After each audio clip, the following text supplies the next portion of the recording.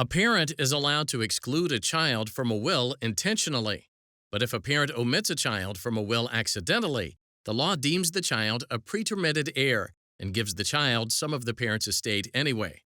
So how do courts determine whether a will's failure to mention a child is intentional or unintentional? The Oklahoma Supreme Court explored this question in Estate of Glomset. John and Margie Glomset had a son together, John Glomset Junior.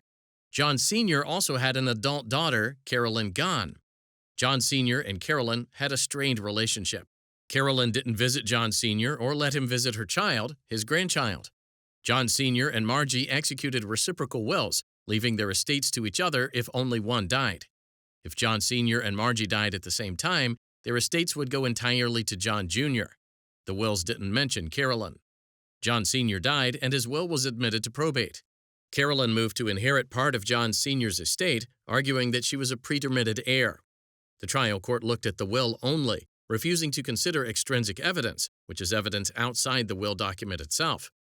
Because the will didn't mention Carolyn, the court determined that she was a pretermitted heir.